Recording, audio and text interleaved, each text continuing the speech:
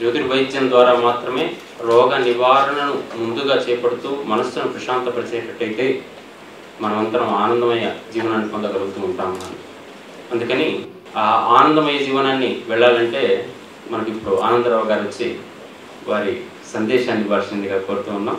ఈ వేదికను అలంకరించినటువంటి ముఖ్య అతిథి, ఇక్కడి దూర విద్యా కేంద్రంలో ఈ కోర్సు పెట్టడానికి ముఖ్య కారకుడు ఆచార్య సివిపి సుబ్రహ్మణ్యం గారికి నా నమస్సుమాంజలు. ఆ తర్వాత పాలంగా వారి యొక్క శక్తికి మించి ఈ కోర్సు ఇక్కడ స్థిరపడడానికి కారకులైనటువంటి ఆచార్య సివి కిషన్ రావు గారికి నమస్కారం. మరియు ముఖ్యంగా నన్ను ఈ వేదికపైకి పిలిచి ఈ 4 మాటలు మాట్లాడడానికి కారకులైనటువంటి జ్యోతిర్వాస్తు విజ్ఞాన సంస్థ దీని యొక్క అధ్యక్షుడు సివిపి సుబ్రహ్మణ్యం గారు, మరియు కార్యదర్శి జీవి వరప్రసాద్ గారు, మరియు ముఖ్యమైనటువంటి నా ఆప్త మిత్రుడు, ఇక్కడి కోర్సు పెట్టడానికి 2 కన్నులో ఒక కన్ను సుబ్రహ్మణ్యం గారు అయితే ఇంకొక కన్ను, 2 కన్నులు ఉండాల్సిందే కదండి, ఇంకొక కన్ను ఎవరు ఉంటున్నారు? కమలాకర్ శర్మ గారు. కమలాకర్ శర్మ గారి కృషితో నాకు ఎలాంటి చిక్కులు రాకుండా ఈ కోర్సు ఎలా వచ్చేసింది అని నాకే ఆశ్చర్యం వేస్తుంది. అలా వచ్చేసింది. పాపం వారి సత్యమని అహర్నిశములు కష్టపడి ఏమాత్రం కూడా నాకు కష్టం కలిగించకుండా దూర విద్యా కేంద్రానికి ఎలాంటి బాధలు లేకుండా కోర్సును పెట్టించి మళ్ళీ దాన్ని సవ్యంగా నడిపించడానికి కారకులు అవుతున్నారు. చాలా చాలా సంతోషం, మనందరికీ గర్వించదగినది. ఈ వేదికను అలంకరించినటువంటి బెంగళూరు నుంచి వచ్చినటువంటి శ్రీ జీవి ప్రభాకర్ మూర్తి గారికి, కాకులూరి సూర్యనారాయణ మూర్తి గారికి, తర్వాత శ్రీ ఏవి సుందరం గారికి ఈ దూర విద్యా కేంద్రం తరఫున నా ఆహ్వానములు అందుకో కోరుచున్నాను. ప్రత్యేకంగా నేను చెప్పాల్సింది ఏమీ లేదు. నేను రసాయన శాస్త్రంలో కొంత నేర్చుకొని 33 ఏళ్ళు సర్వీస్ తర్వాత రేపటితో ఉద్యోగ విరమణ చేయబోతున్నాను. ముఖ్యంగా ఈ దూర విద్యా కేంద్రానికి డైరెక్టర్గా రేపటితో ముగిస్తున్నది. నాకు చాలా సంతోషం ఉంది, ఎందుకంటే పెట్టిన 4-5 కోర్సులలో ఇది చాలా చాలా ఆత్మీయమైనటువంటిది, చాలా ముఖ్యమైనటువంటిది. ఎంతోమందికి ఉపయోగపడే ఈ కోర్సును, ఇలాంటి కోర్సును పెట్టడంలో ముఖ్య కారకుడు నాకు అన్ని విధాలుగా సహాయపడినటువంటి ఆచార్య శ్రీ టి తిరుపతిరావు గారికి నా నమస్కారం తెలియజేస్తున్నాను.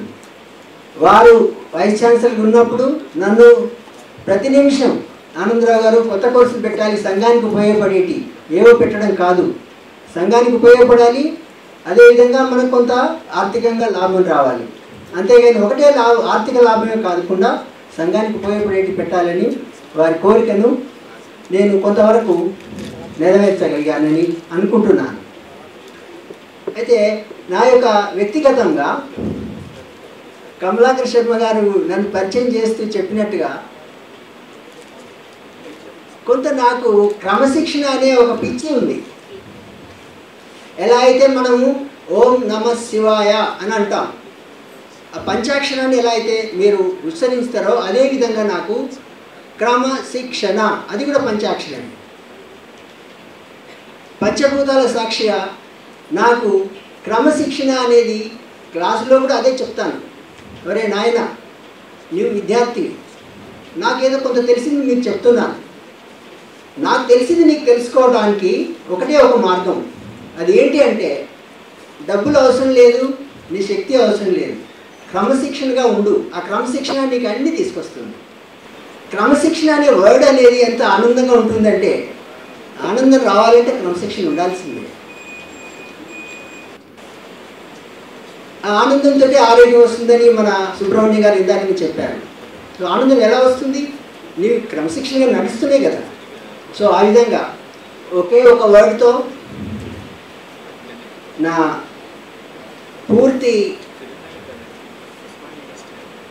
60 ఏళ్ళు అదొకటే ప్రాతిపదికన నడుస్తూ నాలో నేనే ఆనందపడుతూ గడిపినందుకు ఆ భగవంతునికి నేను ఎన్నో విధాలుగా రుణపడి ఉన్నాను. ఏదో కొంత సహాయం చేసినని నేను అనుకుంటున్నాను. అది ఇతరుల ద్వారా నాకు తెలియాలి, నేనే చెప్పలేను. ఏదైనా కానీ ఈ అవకాశాన్ని ఈ జ్యోతిర్వాస్తు విజ్ఞాన సంస్థ ఆధ్వర్యంలో నాకు కలిగించినందుకు, తర్వాత దీంట్లో వీరు మన గౌరవనీయమైనటువంటి రిజిస్ట్రార్ గారికి ఒక లెటర్ రాస్తూ కమలాకర్ శర్మ గారు ఏమన్నారు? మెడికల్ ఆస్ట్రాలజీ, ఫైనాన్షియల్ ఆస్ట్రాలజీ అంటే సరస్వతిని మర్చిపోయినట్టుగా నాకు అనిపించింది. సరస్వతి అలానే వచ్చేస్తున్నారు. ఈ మధ్యన సరస్వతి కొనేస్తున్నారు కదండి మార్కెట్లో. ఆరోగ్యం ఉంటే మనకు ఈ డబ్బులు వస్తాయి. డబ్బులు వచ్చిన తర్వాత సరస్వతిని కొనేసేయచ్చు. కానీ నా ఉద్దేశంలో అది కాదండి. మొట్టమొదటి మీరు సరస్వతిని సాధించండి, సరస్వతిని ఆపాదించండి. దాంతో మనకు ఆరోగ్యం వస్తుంది, ఆర్థికం ఎట్లాగో వస్తుంది. లక్ష్మి సరస్వతి వెంబడి రావాలి, కానీ లక్ష్మి వెంబడి సరస్వతి ఎప్పుడూ రాదు. మీరు లక్ష్మిని జయించగలుగుతారు, కానీ సరస్వతిని జయించడం అంత సులభం కాదు. ఏదో చిన్నవాడిని, నా అభిప్రాయాలు మీరు చాలా పెద్దవారు తెలియజేస్తూ ఈ అవకాశం ఇచ్చినందుకు సుబ్రహ్మణ్యం గారికి, కమలాకర్ శర్మ గారికి నమస్కారం.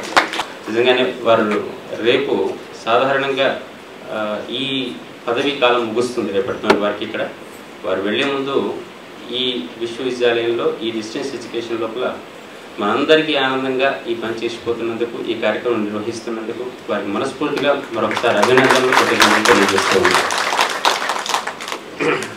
ఈ సదస్సు లోపల ప్రస్తుతం మనందరం ఆసక్తిగా చూస్తున్నటువంటి వారు విశ్వవిద్యాలయంలో జ్యోతిర్వాస్తు విజ్ఞాన సంస్థకు సంబంధించిన కార్యక్రమం ఇప్పుడు చేసుకుంటున్నప్పటికీ కూడా వీరందరూ కూడా పరోక్షంగా జ్యోతిష్ శాస్త్రానికి 100% సపోర్ట్ చేస్తున్నటువంటి వ్యక్తులు.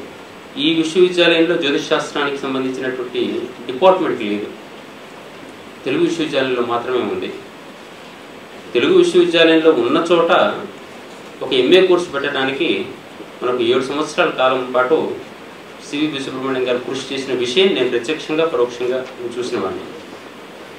కానీ ఈ విశ్వవిద్యాలయంలోకి వచ్చిన తర్వాత ఈ కోర్సు పెట్టాలి అనుకున్న తర్వాత దాదాపుగా నా కృషి 7 నిమిషాలు.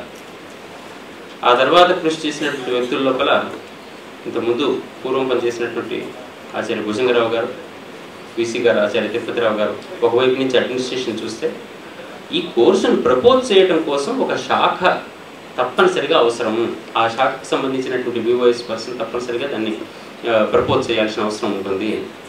దానికి ఎవరైతే బాగుంటుంది అనుకుంటే, ఎవరైతే ఈ శాస్త్రానికి ప్రేమికులు ఉన్నారో అని ఒక్కసారి దృష్టి పెడితే విశ్వవిద్యాలయం మొత్తంలో ఒక మేరునగ ధీరునిగా బయటికి కనిపించినటువంటి ఒకే ఒక మహోన్నత వ్యక్తి ఆచార్య వి కిషన్ రావు గారు.